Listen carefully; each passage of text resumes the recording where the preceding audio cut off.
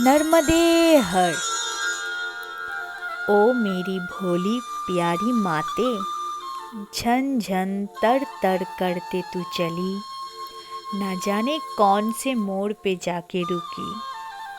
तेरे पीछे पीछे कभी तेरे संग एक नई लीला रचाने चले मेरे गुरुजी। जय गुरु। चलिए नर्मदा परिक्रमा के एपिसोड को आगे बढ़ाते हुए गुरु परमहंस ज्ञानानंद महाराज जी आज फिर आ चले कुछ नए अनुभव, अनकही अनसुनी बातें लेके। चलिए उनके मुंह से ही सुन लेते कहाँ तक पहुँचे, फिर क्या हुआ नर्मदा परिक्रमा के अनुभव में।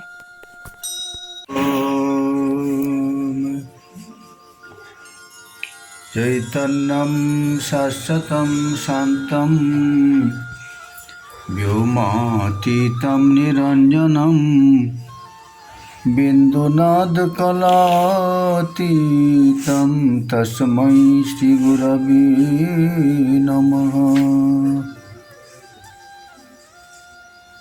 ॐ नमो शिवाय शान्ताय कारणत्रयहेतवे निवेदयामि चत्मानं गतिस्तं परमेश्वर। ओम श्री परमात्मने नमः। माँ नर्मदा जी के पावन उत्तर तट पामाखेड़ी, पामाखेड़ी से थोड़ी सी दूरी पर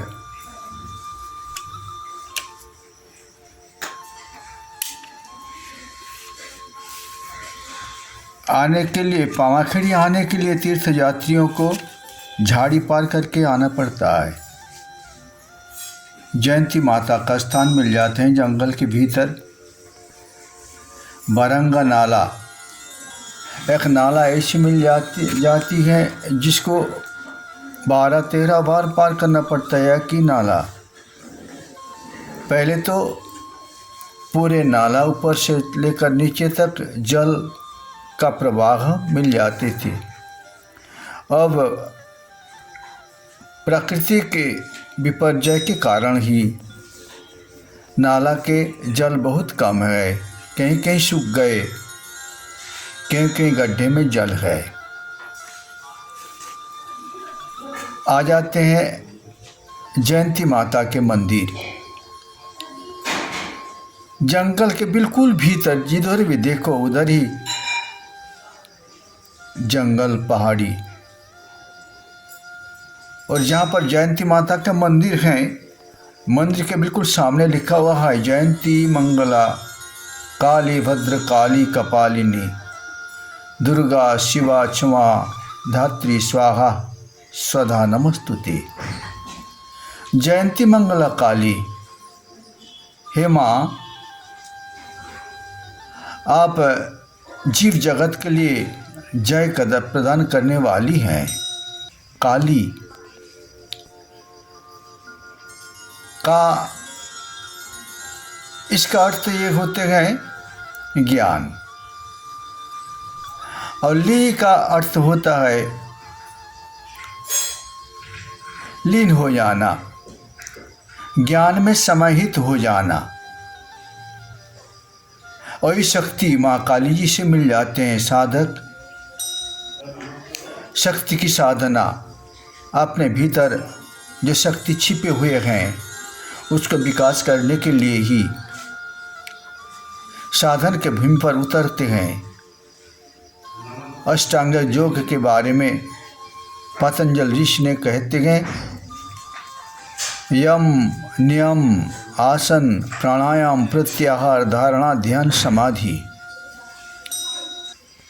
मानव काया में वही शक्ति का ही अधिष्ठित हैं, जो सुप्रीम पावर, जिनके ऊपर कोई भी शक्ति नहीं है। सभी शक्ति का उद्गम उसी शक्ति से ही है। जयंती माता जी के मंदिर के आसपास बहुत सारे छोटे छोटे गुफा भी हैं। माता जी के मंदिर बहुत विकास प्राप्त हैं। धर्मशाला बना हुआ है, तीर्थ यात्री आते हैं, दूर दूर से लोग आ जाते हैं। आसपास में गांव नहीं है। पास में एक नदी है, नदी के पास है भैरव गुफा। अरे नदी के किनारे किनारे कोहो का झाड़ है। झाड़ में मालती नाम क्या के फूल का बेला चढ़े हुए हैं, सुंदर फूल खिले हुए हैं। शरद ऋतु आगमन होते ही उसी फूलों से सुगंधित तत्व को वहन करके वायु जहाँ तहाँ पहुँचा देती हैं। वायु का तो काम है सुगंध को पहुँचा देना। तो तीर्थ यात्री जिनको मालूम है वही गुफा दर्शन करने के जाते हैं। और वहाँ का नदी का जल कांच जैसे हैं। आप देख के इन दिनों में भी इतनी स्वच्छ जल आप बार बार अंजलि भर के उनको पान कर सकते हैं। पान करते हैं परिक्रमावासी तीर्थ यात्री।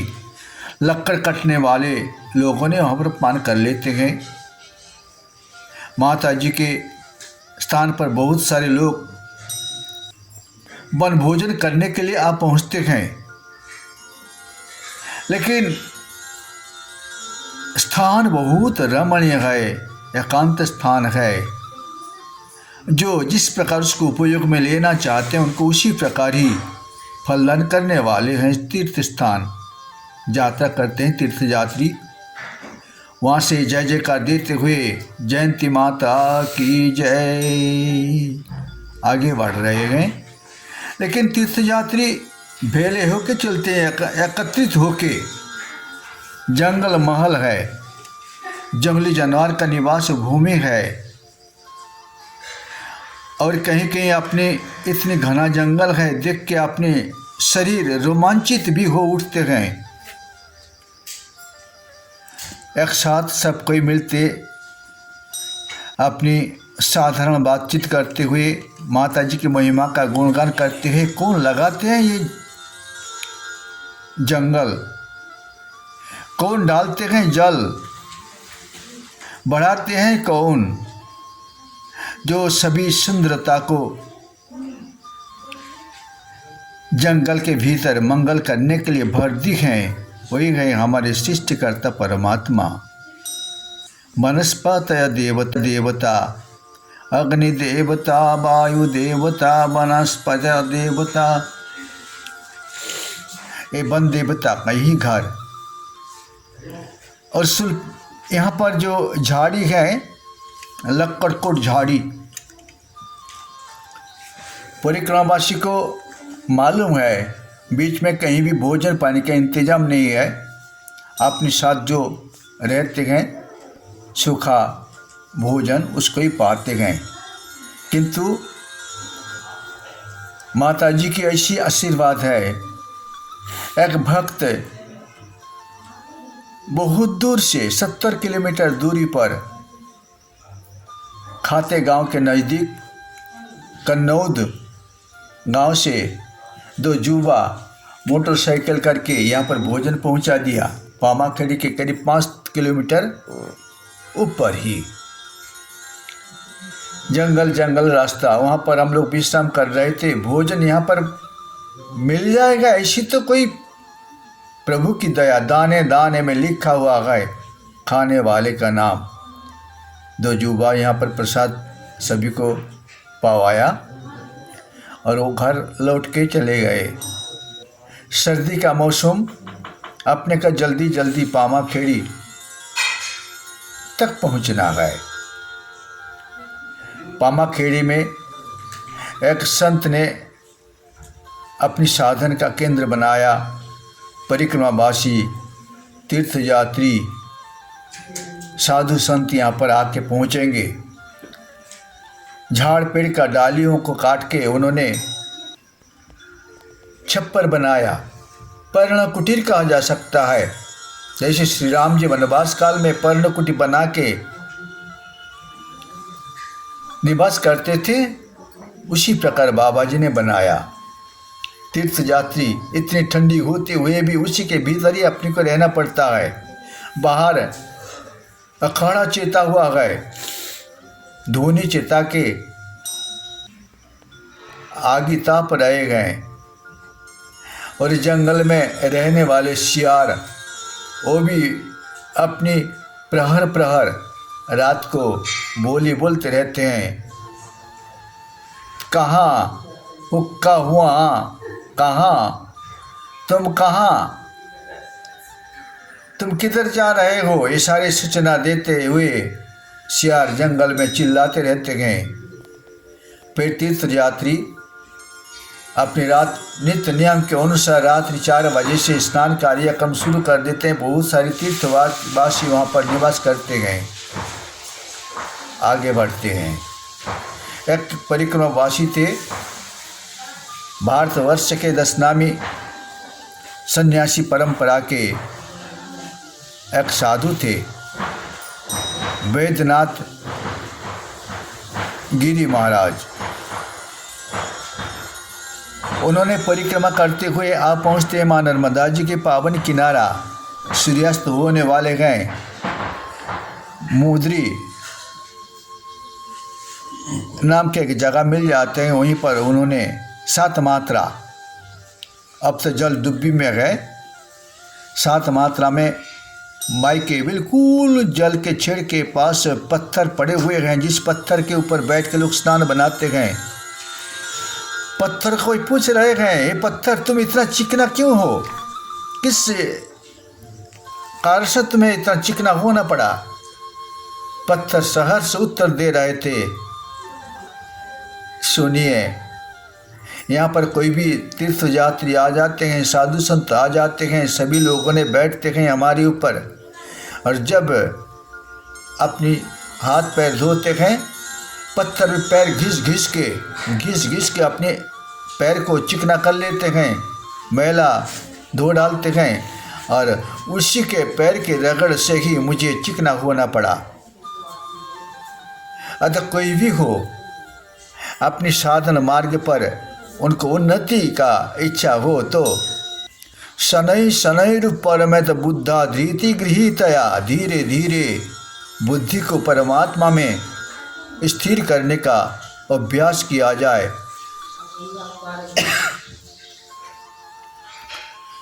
तो ये अभ्यास से ही उनका मन परमात्मा में समाहित हो जाएगा।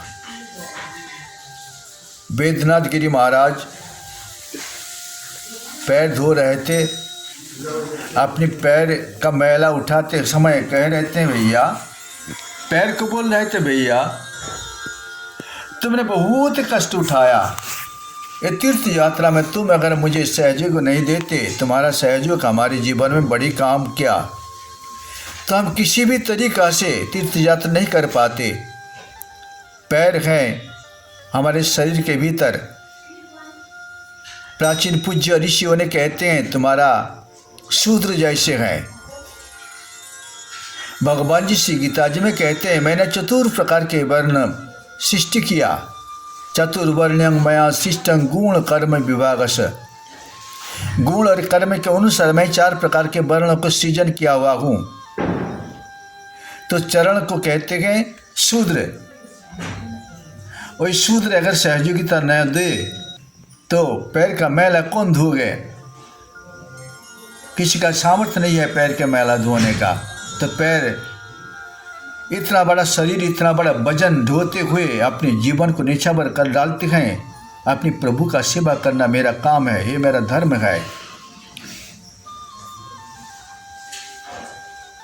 फिर उन्होंने पैर धो लिया।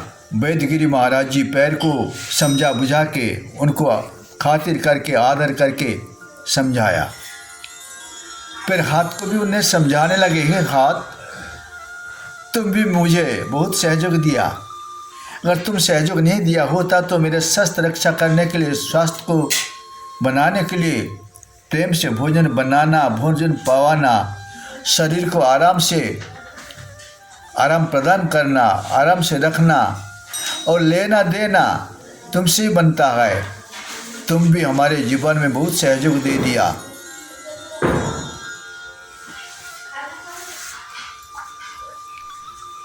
हमारे हाथ होता है क्षत्रिय, पैर शूद्र, हाथ क्षत्रिय, और हमारे जंग होता है वैश्य वर्ण का।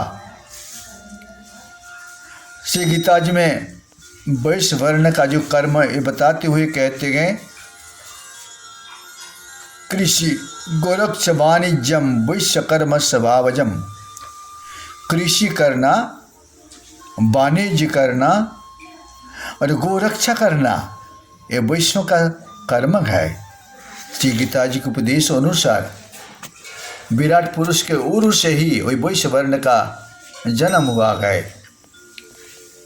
और ब्राह्मण सम्मुखम आसीत, वैदगिरी महाराज जी अपने मुंह को धोते हुए, दांत को सफा करते हुए, जिह्वा को उन्हें साफ करते हुए उन्होंने मुंह को बोल रहे थे, हे मुख, अगर तुम नहीं होते तो मैं कैसी खाता, अगर जिह्वा तुम नहीं होते तो मुझे कैसी वाणी, मन का जो भाव है वाणी के द्वारा बाहर प्रकाश करने का सामर्थ्य मुझे जिह्वा के द्वारा ही मिल जाता है।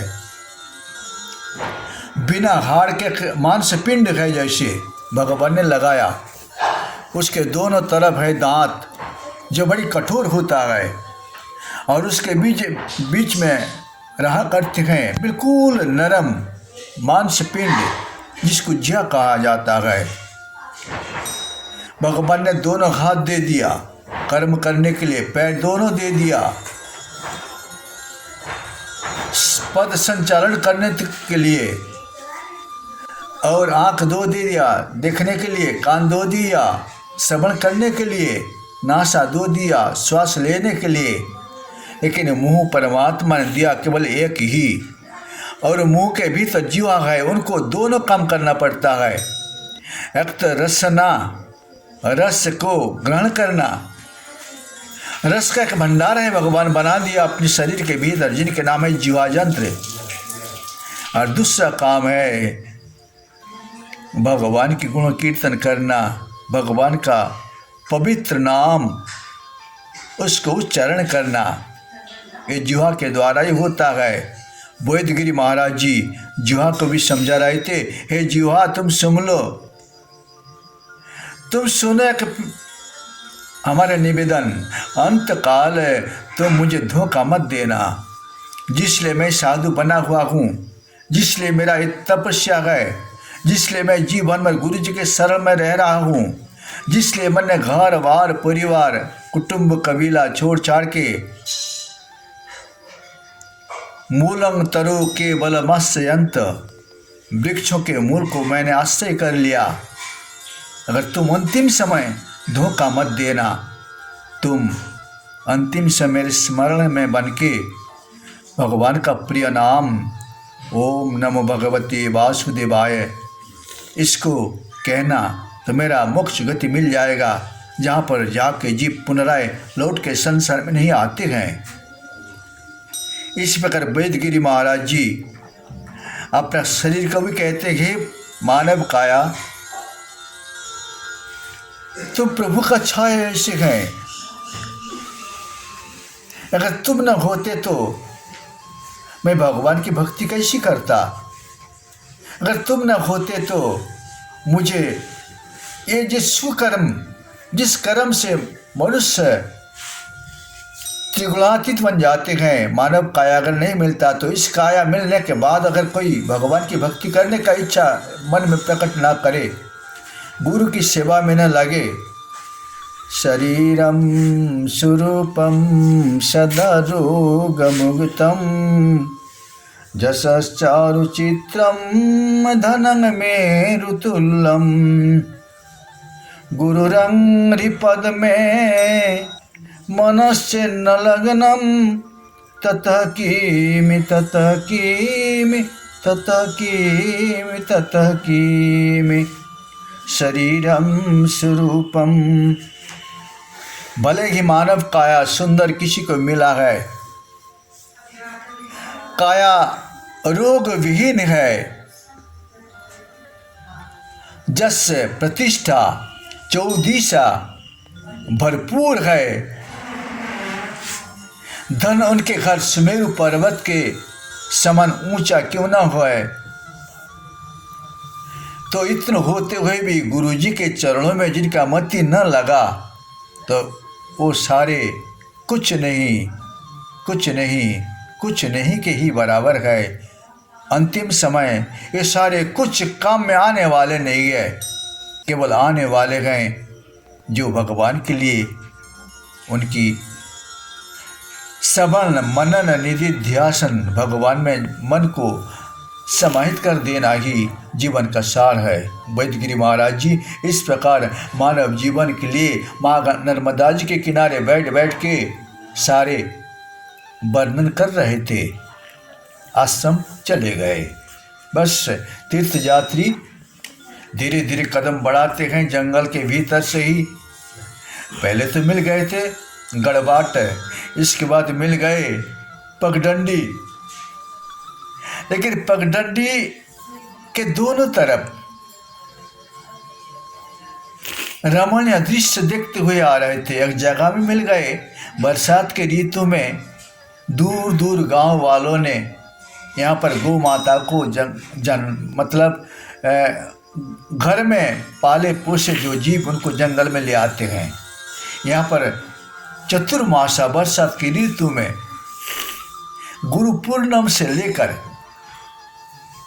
दीपावली तक जंगल में निवास करते हैं। उनका मचान बंधा हुआ है, गौ माताओं का गोबर, सूखा गोबर चारों तरफ पड़ा हुआ है।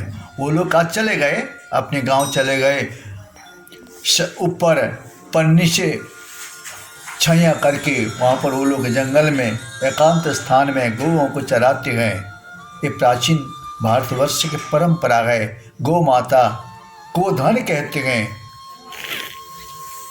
नंद बाबा के पास 9 लाख गौ माता वो सेवा करते थे। उसके पूर्ण प्रताप से उनके घर कन्हैया का जन्म हुआ था। अब तीर्थ यात्री जंगल पार करते हैं, लेकिन भया बना है, डर लग जाते हैं कहीं कहीं। जल्दी जल्दी पार कितनी देर में पार करेंगे, लेकिन समय बहुत लग जाते हैं। दिन भर लगा के आप पहुंचते हैं अपनी लक्ष्य स्थान पर रात्रि विश्राम के लिए। बस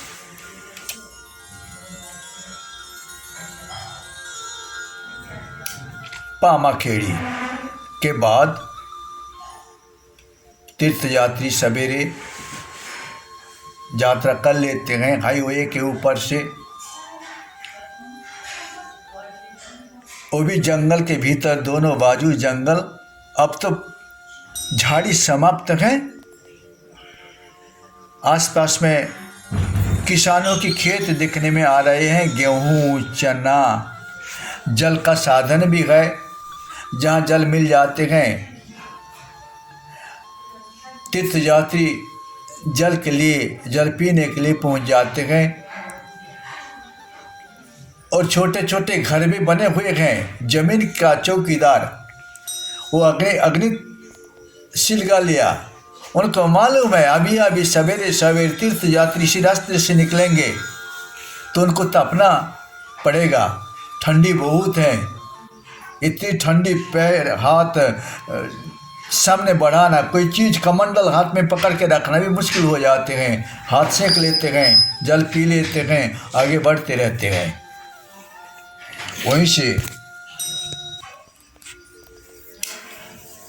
अपने का निमंत्रण मिला था बाएं गांव में। करीब 1 बजे पहुंच गए और रास्ते में कंबल वालों ने कंबल बिकने के लिए जा रहे थे। उनसे बाबा लोगों ने बहुत ठंडी गए, कंबल भी खरीद लिया। कंबल वालों ने कहने लगे बाबा जी बड़ी आराम का कंबल है, ले जाइए। बोलो हल्का है, आप तीर्थ यात्री हैं, आराम से इसको ले जा सकते हैं, ले जाओ। कंबल खरीद के बाई गांव में आ पहुँचे। जिन भक्तों के घर में निमंत्रण था, बड़े प्यार से साधु संतों को उनने आदर जत्न के साथ सेवा दिया। और रात को जहाँ पर जाएंगे वे लोग भी अपनी वनभोजन करने के लिए गए थे। जयंती माता लौट रहे थे, उनको तो पहले से सूचना मिल गया था, उनके घर भी रात्रि निमंत्रण गए, उनके घर वो अपने साथ मिले। तो वो लोग गाड़ी में लौट के चले आए, हम लोग पैदल पैदल आ रहे थे, गांव मिल जाते हैं। एक उनके घर पहुंचने के पहले एक नदी मिल जाते हैं, नदी के नाम है